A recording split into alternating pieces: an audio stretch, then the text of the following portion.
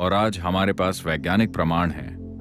University of California ने शांभवी महामुद्रा पर scientific studies की हैं और वो कहते हैं कि अगर आप 3 महीने तक शांभवी महामुद्रा का अभ्यास करते हैं तो न्यूरॉन्स के पुनर्निर्माण की प्रक्रिया 241% तक बढ़ जाती है।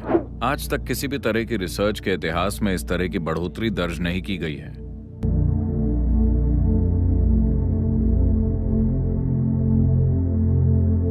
हम यौगिक संस्कृति में कहते हैं कि इंसान शारीरिक रूप से और दिमाग के मामले में भौतिक विकास की चरम सीमा तक पहुंच गया है। यानी कि लाखों सालों के बाद ऐसा नहीं होगा कि आपके सिर से एक सींग निकल आए, जैसे कि पूंछ गायब हो गई, कुछ और गायब हो जाए। ऐसा नहीं हो सकता। हम ऐसा एक खास संदर्भ से कह रहे हैं। आज मॉडर्न न्यूरोसाइंटिस्ट्स भी ऐसी ही बातें कर रहे हैं। वो कह रहे हैं कि इंसान के दिमाग में न तो न्यूरॉन का आकार बढ़ सकता और न ही अंदर की वायरिंग बढ़ सकती है, क्योंकि भौतिक नियम इसकी अनुमति नहीं देते। लॉज ऑफ फिजिक्स इसकी इजाजत नहीं देते। मैं इसकी गहराई में नहीं जाऊंगा। इसे सरल शब्दों में कहें तो हम इसे यूं देखते हैं। आपका जन्म, इस ग्रह पर सारा जीवन सौर ऊर्जा पर चलता है ना? हाँ, ये सूर्य की ऊर्जा है जो ये सब कर रही है। साथ ही साथ चंद्रमा के गोल घूमने और चक्कर लगने का भी हमारे ऊपर प्रभाव पड़ता है। समुद्र का स्तर भी चांद की गति के साथ कम ज्यादा हो रहा है। चूंकि हमारी माताओं के शरीर चंद्रमा की परिक्रमा के साथ तालमेल में थे, हम पैदा हुए और अभी हम यहां हैं। हाँ, अगर चंद्रमा की 28 दिन की परिक्रमा महिलाओं के शरीर में खुद को न दोहराती तो आप और मैं पैदा ही नहीं हुए होते। तो चूंकि ये उस हद तक पहुंच गया है, हम कहते हैं कि भौतिक नियम इस हद तक पहुंच गए हैं कि इस ग्रह पर जीवन अब और विकसित नहीं हो सकता। आपके पास जो कुछ भी है आप उसका पहले से बेहतर इस्तेमाल कर सकते हैं। उसी तकनीक का इस्तेमाल करते हुए हमने पहले साधारण फोन, फिर स्मार्टफोन और फिर आईफोन बनाया। इसी तरह हम इसका बेहतर इस्तेमाल करना सीख सकते हैं और आज हमारे पास वैज्ञानिक प्रमाण है। यूनिवर्सिटी ऑफ कैलिफोर्निया ने शांभवी महामुद्रा पर साइंटिफिक स्टडीज की हैं। ये बुनियादी क्रिया है जिसे हम सिखाते हैं और वो कहते हैं कि अगर आप 3 महीने तक शांभवी महामुद्रा का अभ्यास करते हैं तो न्यूरॉन्स के पुनर्निर्माण की प्रक्रिया 241% तक बढ़ जाती है।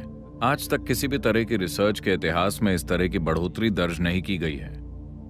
सिर्फ 21 मिनट के एक आसान से अभ्यास से आपके दिमाग के काम करने की क्षमता 241% बढ़ जाती है और न्यूरॉन्स का पुनर्निर्माण होता है। इसका मतलब है कि जैसे जैसे आपकी उम्र बढ़ेगी आप ज्यादा बुद्धिमान होते जाएंगे। आमतौर पर जवान लोग सोचते हैं कि आप मूर्ख होते जा रहे हैं। हाँ, आपका दिमाग असल में बढ़ रहा है। समझे आप? ये हर दिन बेहतर हो रहा है।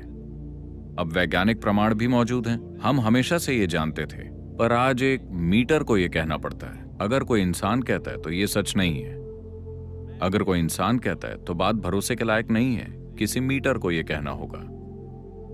अब मीटर भी कह रहे हैं कि बस 21 मिनट का अभ्यास करने से आपका दिमाग असल में बढ़ रहा है। और आप मीटर पर यकीन मत कीजिए, आप बस 3 महीने तक ये अभ्यास कीजिए और देखिए, आप पाएंगे कि अचानक आपका दिमाग कितना स्पष्ट और कितना तेज हो जाएगा। तो अगर आप जीवन पर गौर करते हैं तो आप साफ साफ देख सकेंगे कि जो निर्जीव है उससे जीवन प्रकट हुआ और फिर उससे जीवन का विकास हुआ। हमने इसे हमेशा इसी तरह से देखा है। हमने हमेशा जाना है कि जीवन विकसित हुआ है। आप जिस भी मंदिर में जाते हैं वहां एक सांप होता है। ऐसे प्रतीक कई जगहों पर हैं, क्योंकि आज भी आपके दिमाग के एक हिस्से में रेंगने वाले जीव का दिमाग है। आप जानते हैं कि आपके दिमाग का केंद्रीय मुख्य भाग अभी भी रेप्टिलियन ब्रेन है और यह आज भी काम करता है। हमारे पास योग में अलग अलग अभ्यास हैं कि कैसे इस रेप्टिलियन ब्रेन से परे जाया जाए और सेरेब्रल कॉर्टेक्स को काम करने दिया जाए। आधुनिक न्यूरोलॉजी भी ये पहचानती है कि आपके दिमाग का एक हिस्सा रेंगने वाले जानवरों का है। ये रेप्टिलियन दिमाग है जो लगभग मुट्ठी के आकार का है।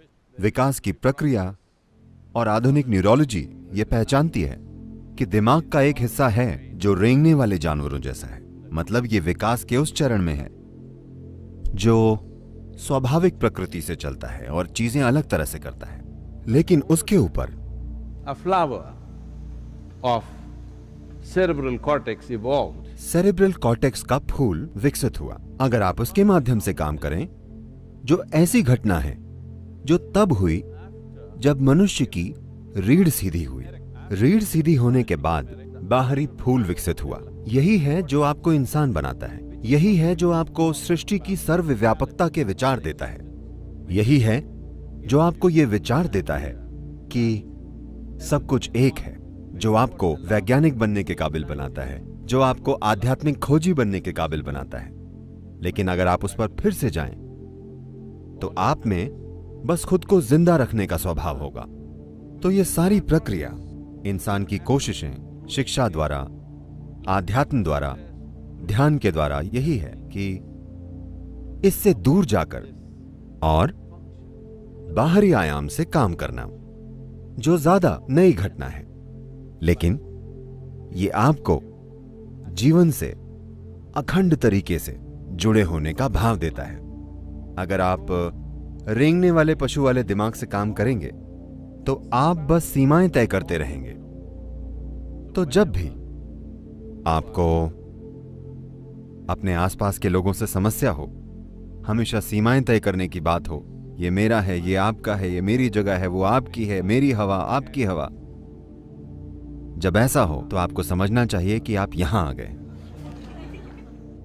अब आध्यात्मिक प्रक्रिया, योग आयाम यह देखता है कि इसे कैसे, क्योंकि अगर आप अपने दिमाग के सिर्फ एक आयाम से काम करेंगे तो यह कारगर होगा, पर काफी नहीं होगा। आप पूरे दिमाग का इस्तेमाल नहीं कर रहे हैं। इसके प्रमाण मौजूद हैं कि रेंगने वाले जानवर का दिमाग ज्यादा पारदर्शी बनकर बाहरी दिमाग के साथ संपर्क बना सकता है।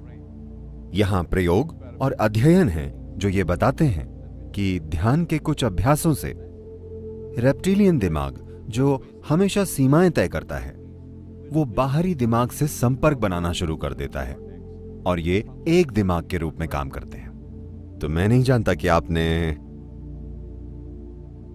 आपको करना चाहिए, फूल खिलना चाहिए। और इसीलिए योग में आप देखेंगे सभी चित्रों में, योगिक संस्कृति में, फूल फूल, छोटा फूल, छोटा फूल, छोटा फूल, बड़ा फूल, वो खिल गया। अगर वो खुल जाता है तो अब इंसानी बुद्धि हर चीज को जोड़ने वाले तरीके से काम करती है, ना कि अलग करने वाले तरीके से। तब आप खुद को अलग नहीं करेंगे, आप दूसरों को खुद में शामिल करेंगे। खुद में शामिल करना कोई सिद्धांत नहीं है। खुद में शामिल करना अस्तित्व की प्रकृति है। कोई भी अन्य प्राणी इसे समझने में सक्षम नहीं है।